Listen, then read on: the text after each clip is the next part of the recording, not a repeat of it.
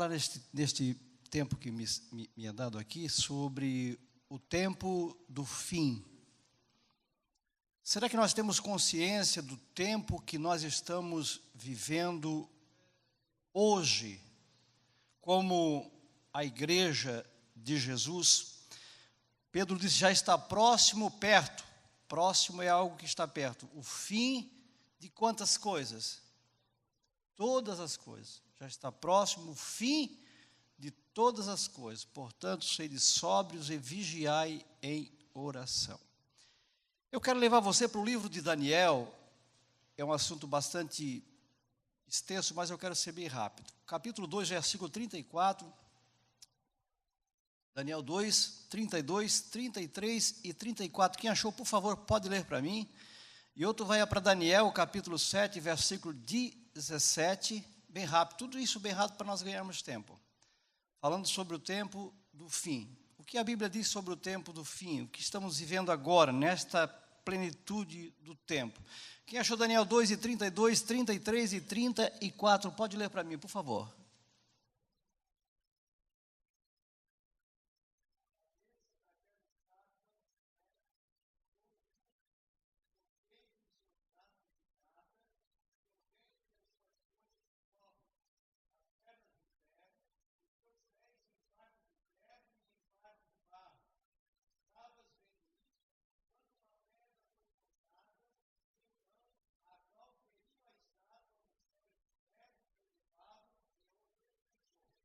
Isso é um texto profético. Fazia um ano que Daniel estava na Babilônia e fazia 2 anos que Nabucodonosor se consagrara o primeiro governante do mundo do tempo dele. E ele teve um sonho, no capítulo 2 diz que ele teve um sonho e ele esqueceu do sonho. Então Daniel, por revelação, viu o sonho. E foi contar o sonho para Daniel, porque ele é um sonho profético. Ele viu uma grande estátua. E cada parte dessa estátua representa um reino. A cabeça da estátua era o reino de Nabucodonosor. Os peitos e os braços de prata, a cabeça era de ouro, né? Que era o reino de Nabucodonosor. O quadril, os braços e o peito de prata eram o reino seguinte, o reino Medo-Persa, que venceu a Babilônia logo em seguida. O terceiro reino, ele viu os ventres e os quadris de bronze. E existia um quarto reino, as pernas eram de ferro, e os pés em parte de ferro e em parte de barro. E Daniel diz que quando ele estava vendo isso, uma pedra se desprendeu do céu e veio. E bateu com ímpeto naquela estátua nos pés, e as esmiuçou. Veja só a sabedoria de Deus. Deus revelou a um rei ímpio a condição política dos últimos 4 impérios mundiais.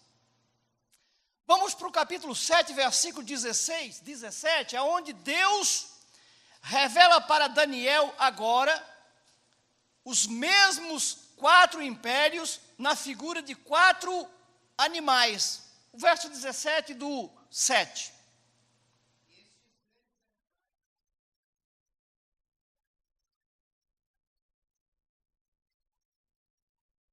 Agora Daniel vê 4 animais, que era 4 reinos. Esses grandes animais são 4. São 4 reis ou reinos que se levantarão na terra. O leão representava a Babilônia. O urso representava o reino Medo-Persa. O leopardo representava o reino futuro de Alexandre o Grande, a Grécia. E ele viu um animal diferente. No verso 19, quem pode ler o verso 19? Ele viu um animal que ele ficou espantado com a ferocidade daquele animal. O verso 19 do 7, por favor, quem lê?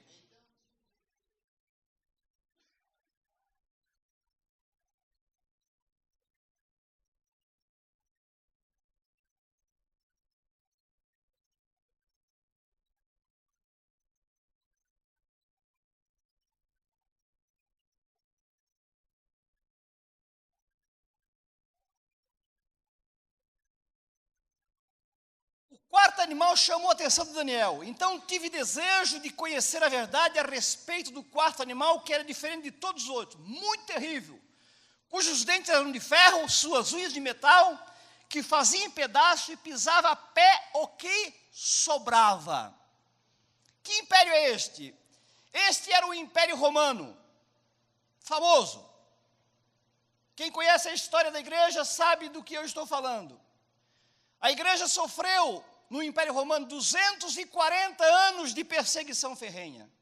Desde Nero, de 64 de Cristo, até Diocleciano, o último imperador romano, no ano 300, 300 e pouco. 240 anos de perseguição.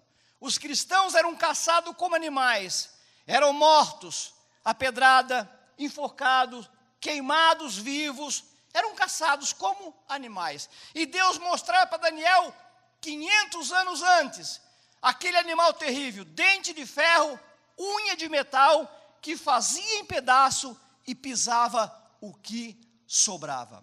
Vamos para o capítulo 9 de Daniel, porque este capítulo 9 e o capítulo 2 é os dois capítulos mais importantes de Daniel, o 9 e o 2. Por favor, acharam o capítulo 9?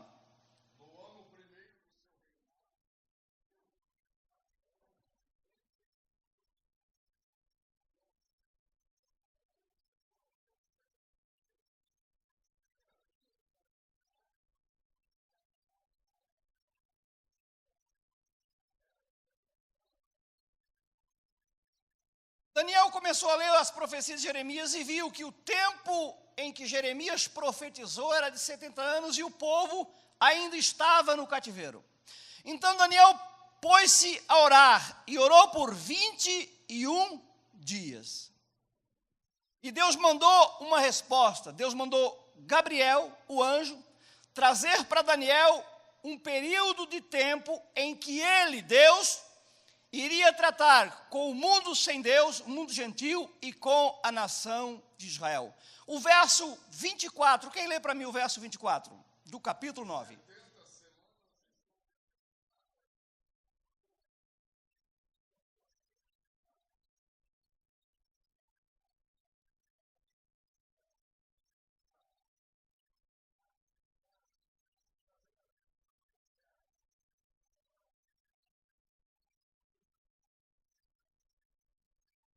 Fazia 70 anos que o povo saíra de Jerusalém, levado por Nabucodonosor, o império que já tinha caído.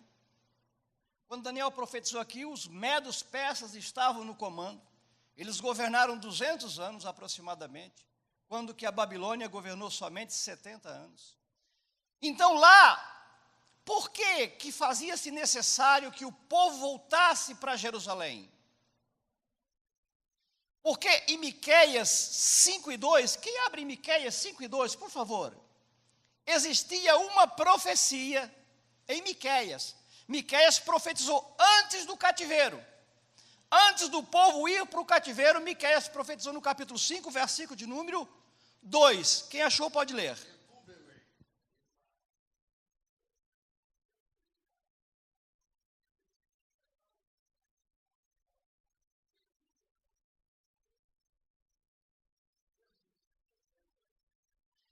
Miqueias profetizou o local exato do nascimento do Messias prometido. Jesus não nasceria na Babilônia, Jesus nasceria em Belém de Judá, por ordem daquele que manda todas as coisas. E agora o povo estava no cativeiro 70 anos. E agora então Daniel começa a orar e Deus diz para Daniel, o anjo vem, Gabriel, e diz, Daniel, 70 semanas estão determinadas sobre o teu povo. Que povo? O judeu. E sobre a tua santa cidade. Que cidade? Jerusalém. Lê o versículo de número 26 do capítulo 9, para você entender.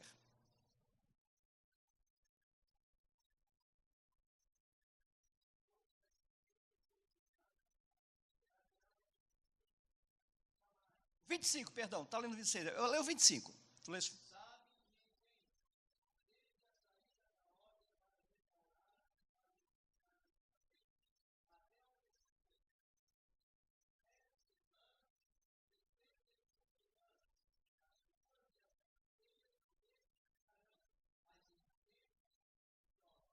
Deus estabeleceu um tempo, pela presciência dele, 490 anos, ou seja, 70 semanas, ou 490 anos.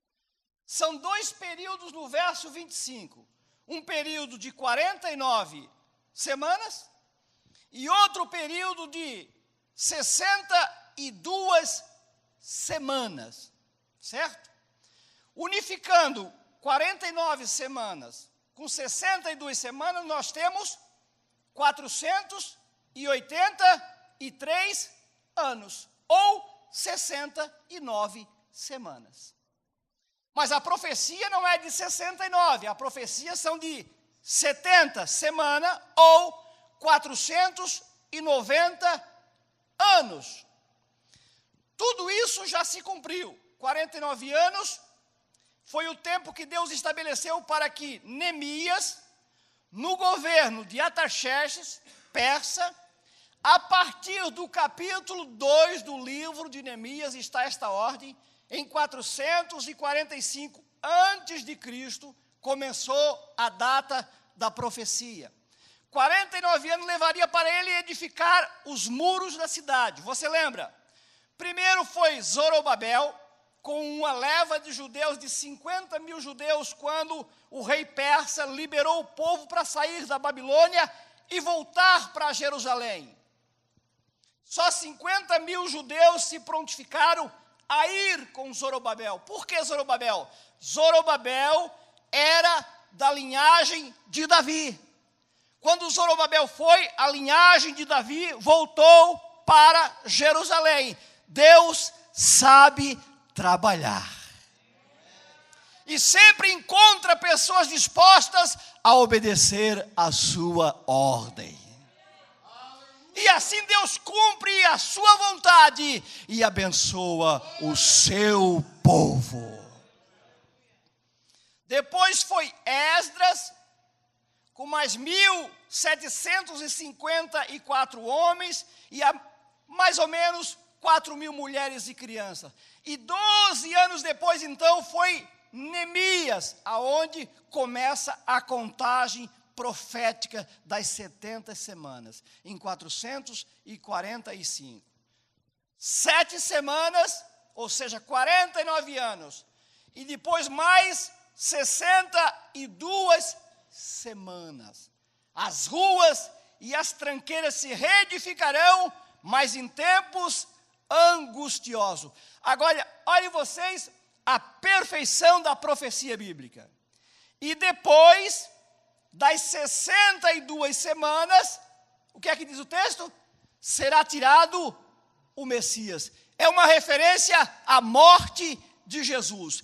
Segundo a profecia que o anjo falou para Gabriel, Jesus morreria antes da destruição de Jerusalém. O que aconteceu justamente 70 anos depois da sua morte. Dá para dar glória a este Deus ou não dá?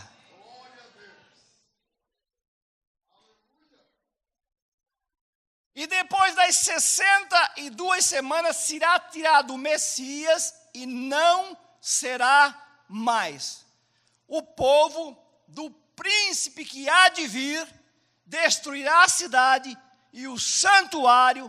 O seu fim será como uma inundação. Até o fim haverá guerra e estão determinadas assolações. O que é que o anjo disse? O anjo fez referência ao general Tito. E o príncipe do povo que há de vir destruirá a cidade.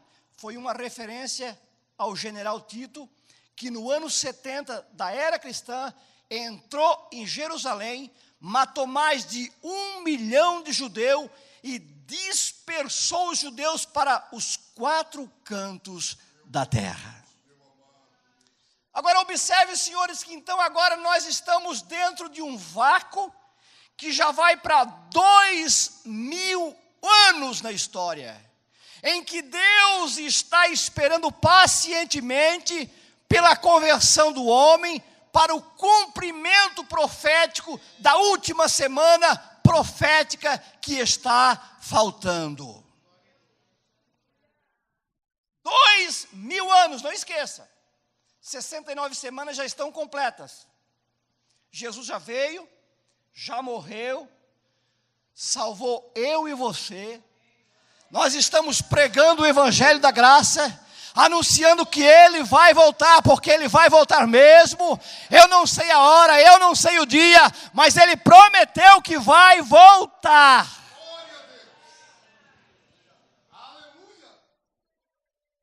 Eu citei isso por quê? Para que você entenda o tempo que nós vivemos. Que tempo nós estamos vivendo? Se um tempo de 490 anos foi determinado, 483 já se cumpriram. Agora, por favor, vai para o verso 27 do 9.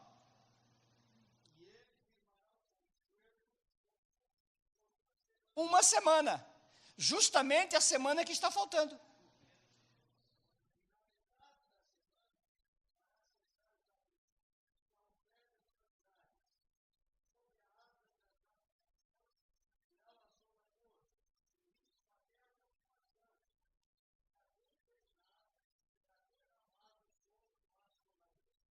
Você vai entender que do verso 26 para o verso 27, existe um intervalo, como eu já disse, de 2000 anos. Porque a profecia do verso 27 ainda não se cumpriu. É futura. É o futuro anticristo.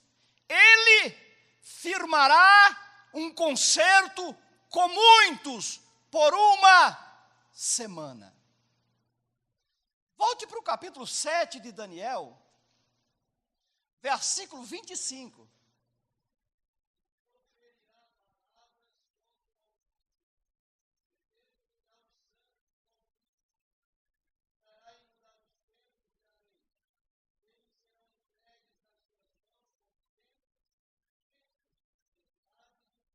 Sete anos dividido em duas partes. 3 anos e meio e mais 3 anos e meio.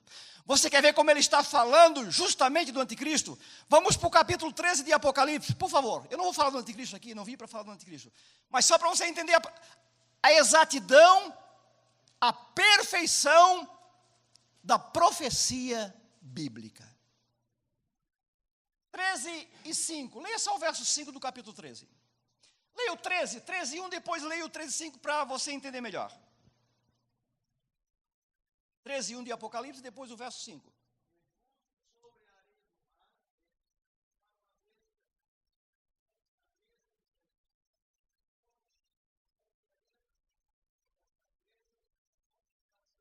Sempre que a Bíblia vai falar nele, no personagem, no líder mundial que está para surgir, a Bíblia fala em blasfêmia.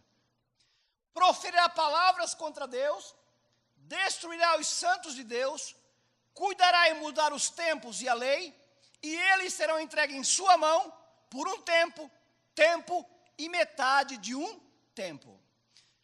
E vi subir da terra e pus-me sobre a areia do mar. Aqui o mar simboliza as nações, os povos. O anticristo vai surgir do meio das pessoas. Pus-me sobre a areia do mar e vi subir do mar uma besta que tinha 7 cabeças e 10 chifres. Sobre o seu chifre o nome de blasfêmia. Versículo 5 diz o quê? E foi-lhe dada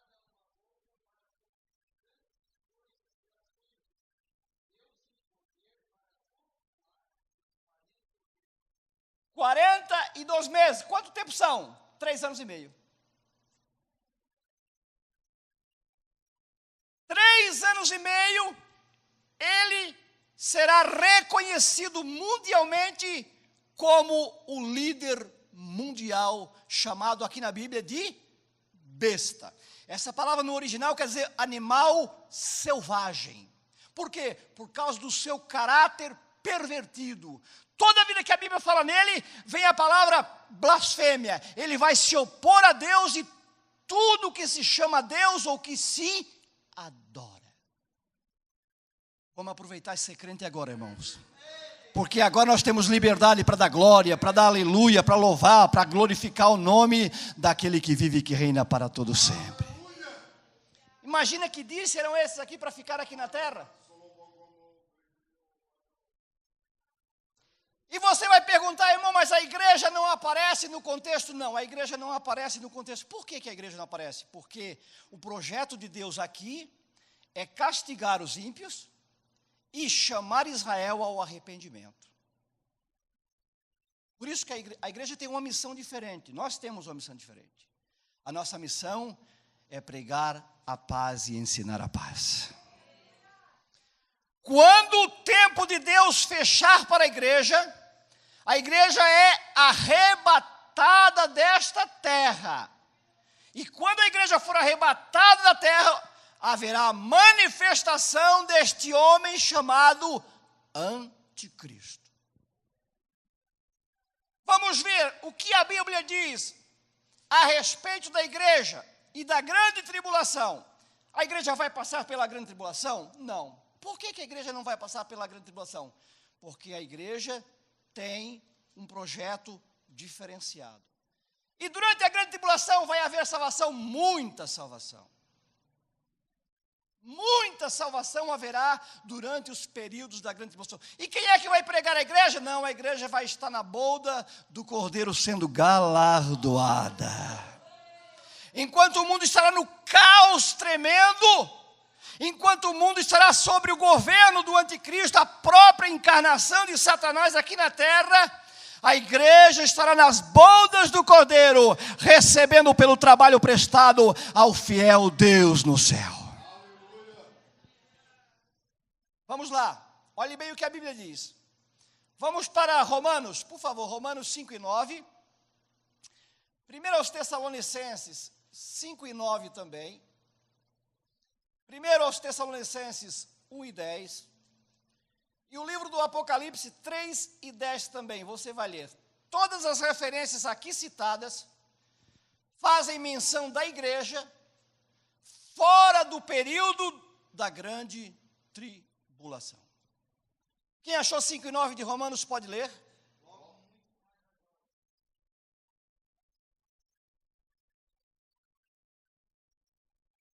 Quando a Bíblia fala em ira, ela faz referência ao juízo de Deus no final deste tempo.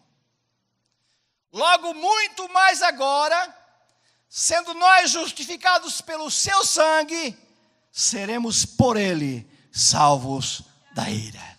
Quantos podem dar glória a ele? Amém. Que nós vamos ser salvos deste dia tenebroso. E através do quê? Através do arrebatamento. 1 Tessalonicenses 5 e 9, por favor, quem lê?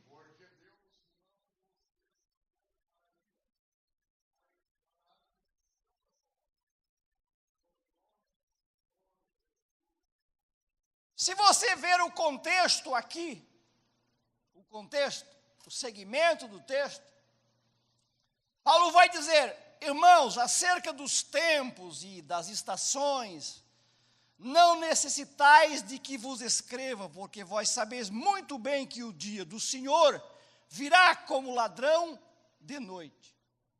Pois quando disserem a paz e segurança, então lhes sobrevirá repentina destruição. E como as dores da mulher que está de parto, de modo nenhum escaparão. E se volta para a igreja e diz: mas vós, irmãos, não estáis em treva, para aquele dia vos surpreenda como ladrão.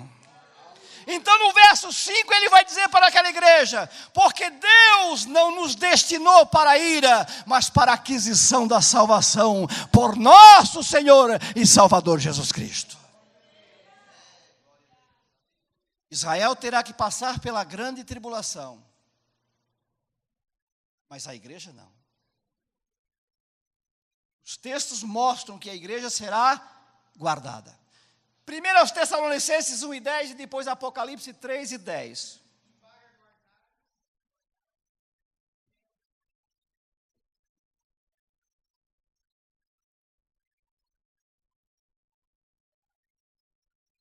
Oh, glória! Se você ler o versículo de número, você leu o verso de número? E esperar dos céus a seu filho, o arrebatamento.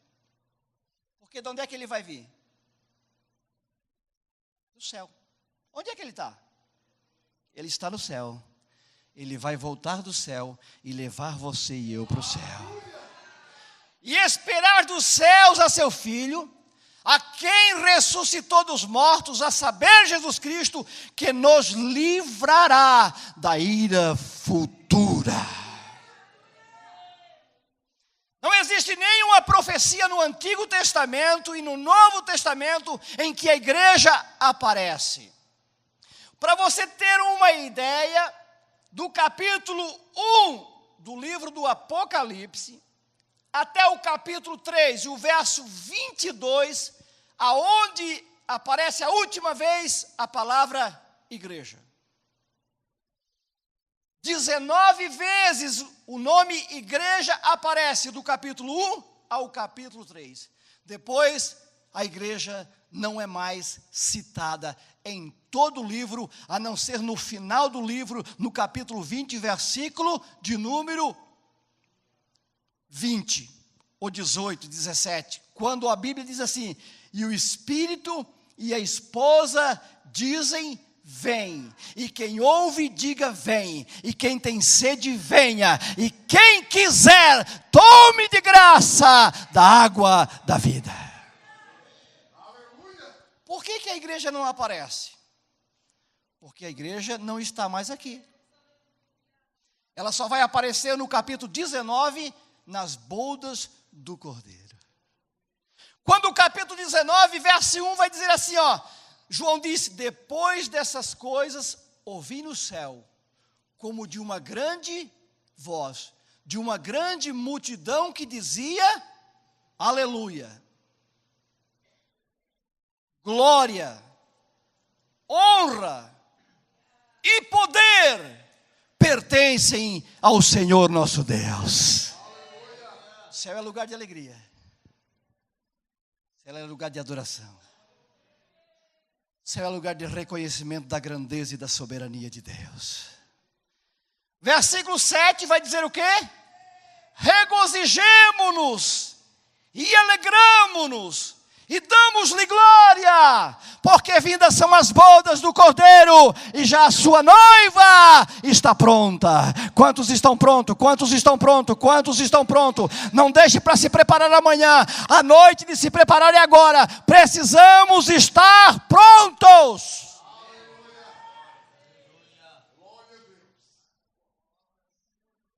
E no verso 9, depois dessas coisas ouvi uma voz do céu que dizia: bem-aventurado aqueles que são chamados para participar das bodas do Cordeiro. Nós somos chamados a participar desta festa. Não perca esta festa por nada. Fique crente, fique crente, fique crente, firme, firme, firme. Seja crente firme, seja crente fiel. Se você cair, Jesus levanta. Se você ficar fraco, Ele dá força para você. Se você desanimar, Ele tem ânimo. Se você está fraco, Ele é forte para ajudar você. Não podemos vacilar, estamos vivendo na última hora da igreja.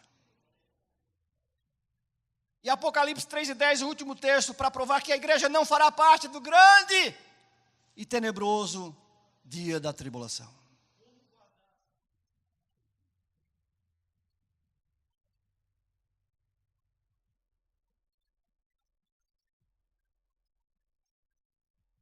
Essa tentação vai ser universal. Por favor, vamos para Mateus 24, versículo 21. E outro depois vai para o 19, para você ver a perfeição profética.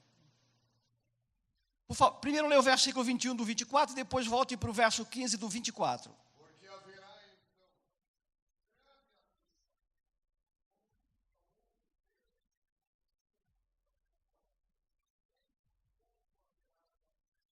Jesus falou do sofrimento, da grande tribulação. Porque haverá então grande o quê? aflição, como nunca houve desde o princípio do mundo até agora, ele disse, nem tampouco haverá depois disso. Depois lê o verso 22 também, porque tu lesse o 21, lê o 22, o que ele disse ali? E se aqueles dias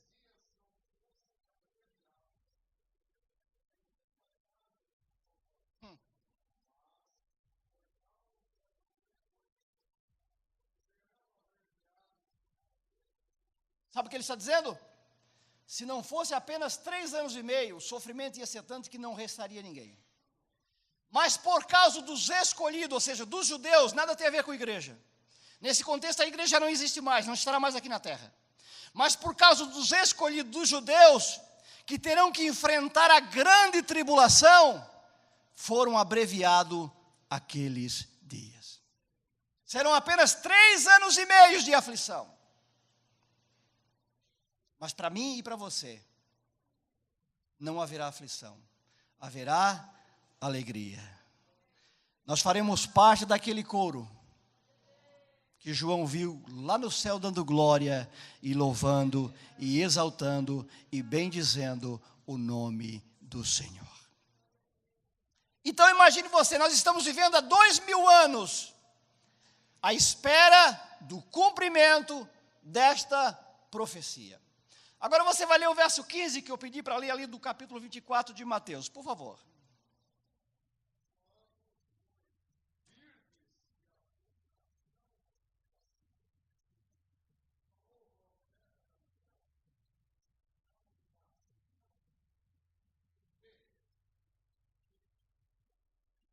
Jesus citou a profecia de Daniel na íntegra, o verso 27 do 9. Firmará um concerto com muitos por 1 semana, e na metade da semana fará cessar o quê? O sacrifício. Você sabia que hoje em Israel, eles já falam em edificar um templo, porque eles não têm templo. Já se fala que eles precisam edificar um templo, eles já estão treinando os sacerdotes para a prática do sacrifício, por quê? Porque a Bíblia diz que nesse tempo haverá um templo e eles estarão exercendo o sacerdócio e fazendo sacrifício também. Aí quando Jesus veio, ele disse, quando pois virdes que a abominação da desolação de que falou o profeta Daniel estiver no lugar santo, quem lê, entenda. Não invente, entenda. Se você não entende, não inventa, não fala. Sabe por quê? Porque os judeus vão formar um templo, vão criar um templo e vão começar a prática do sacrifício novamente. Eu já vou terminar. Eles ficaram mais de 1000 anos, ou quase 2000 anos, sem nação, sem pátria, disperso por todas as partes do mundo, para cumprir o que está escrito. Lucas 21 e 24. E cairão a fio da espada, e para todas as nações serão levados cativos, e Jerusalém será pisada pelos gentios, até que o tempo dos gentios se complete. Agora deixa eu dizer para você, eu quero que você leia para mim essas 2 profecias para mim concluir. Você pensa que Jesus está demorando para voltar? Olhe bem. Você vai ler 66 e 8 de Isaías, e outro pode ler Amós 9 e 15. Israel ficou 1900 anos disperso, sem ser chamado de povo, porque não era. Cumprindo-se a profecia do 21 e 24, e cairão a fio da espada, e para todas as nações serão levados cativo, e Jerusalém será pisada pelos gentios até que o tempo dos gentios se complete. Desde os anos 70 em que Tito derrubou o templo e os judeus foram dispersos. 66 e 8 de Isaías diz o quê?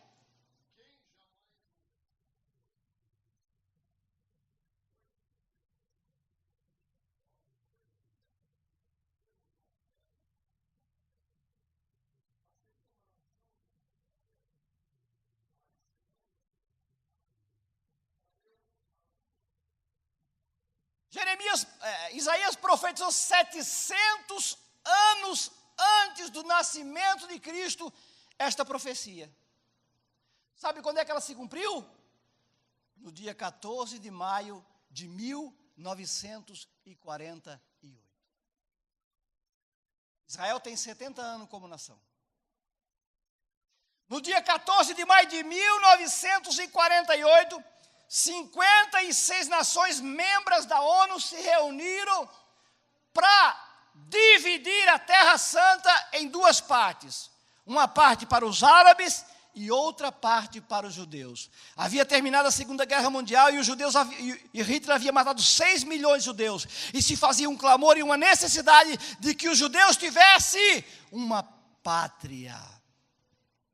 Mas não era a vontade do homem, mas era a vontade de Deus. Porque existia uma profecia registrada.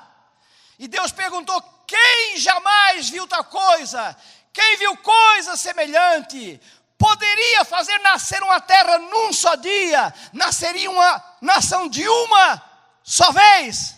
Só Deus pode fazer isso. E foram para a votação. Sabe quem é que estava lá? Um brasileiro. O chanceler Oswaldo Aranha. Presidia naquele dia a sessão da ONU. 56 nações foram decidir a respeito da criação ou não de um Estado de Israel. 33 nações votaram a favor. 13 nações votaram contra. E 10 nações se abstiveram de votar. Naquele dia, Israel passou a ser conhecida como uma nação livre e independente. 70, desde o ano 70 até 14 de maio de 1948, disperso, sendo maltratado e perseguido. Mas naquele dia chegou o tempo e a ONU, com uma reunião e um brasileiro abençoado chamado Oswaldo Aranha, foi decidido que Israel ficaria com a metade da terra santa que hoje eles estão lá. Eles são pequeninos, irmão, sabia? Você sabia que Israel só tem 21 mil quilômetros quadrados? É uma naçãozinha desse tamanho assim, ó. Sergipe, que é o menor estado brasileiro, é menor que Sergipe ainda. A nação inteira. Mas ela é poderosa. Vocês têm acompanhado, né? Tem dado trabalho. Tem dado trabalho. Sabe por quê? Porque o dono é o Senhor, irmão. Eles têm promessa, eles têm promessa, eles têm promessa. Foram formados. Já 3 guerras eles enfrentaram. A guerra de quando eles foram considerados os árabes se levantaram em 1950, um ano depois, 48, 49. Depois a guerra de 58 e a guerra de 67. 67 foi a guerra decisiva para Israel. Com um número muito inferior de soldados, em 6 dias, ele venceu o Egito, venceu a Síria, venceu a Jordânia, conquistou as colinas de Golá, que pertencia à Síria, conquistou o Sinai, que pertencia ao Egito, e se não fosse a intervenção da ONU, eles já estavam chegando na capital da Síria, que é Damasco, e já estavam chegando na capital do Egito, que era Cairo. Por quê? Porque Deus era com eles. Agora imagine você quão perto nós estamos da volta de Jesus. Tudo isso já se cumpriu. Tudo já está cumprido. E a profecia de Amós 9,15 diz assim: e os plantarei na sua terra, e não serão mais arrancados da sua terra que lhe dei, diz o Senhor teu Deus. Por isso que até hoje os árabes não conseguiram vencer. E nunca vão conseguir. Apesar de pequeno, eles são extremamente poderosos. Por quê? Porque tem promessa de Deus na vida.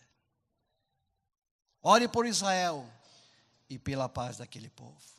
E quanto a nós, vale a pena servir a Deus com toda a força do nosso coração. Seja crente, irmão. Seja crente o suficiente para que alguém veja em mim e você uma diferença. A diferença de que nós não somos deste mundo. Que não estamos aqui para ficar aqui, mas que estamos aqui de passagem. Então, quando fechar-se o tempo de Deus, que Deus tem um tempo para trabalhar, né? Vai cumprir-se o que Paulo disse, então, lá em Tessalonicenses, no capítulo 2, já vou terminar. Capítulo 2, versículo de número 7. Quem vai ler para mim? Lê o 7 e lê o 8 também, de 2 aos Tessalonicenses.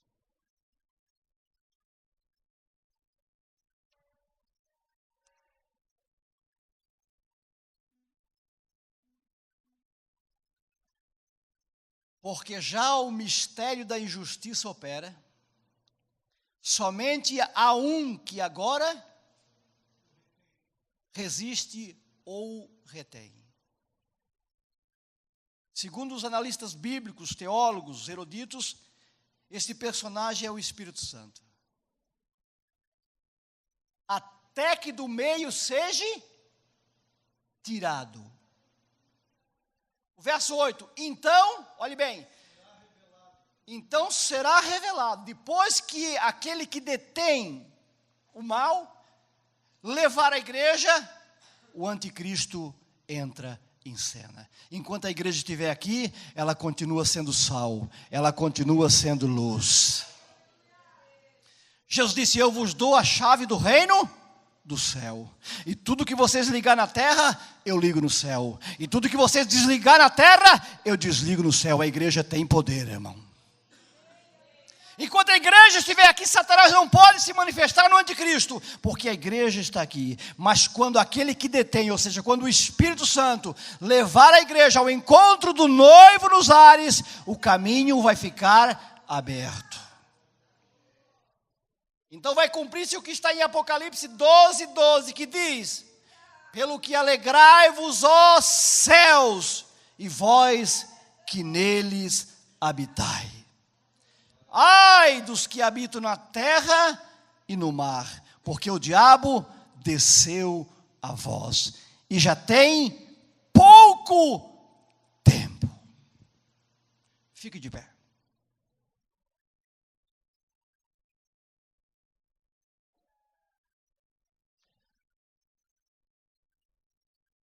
E como é que nós vamos sair deste mundo?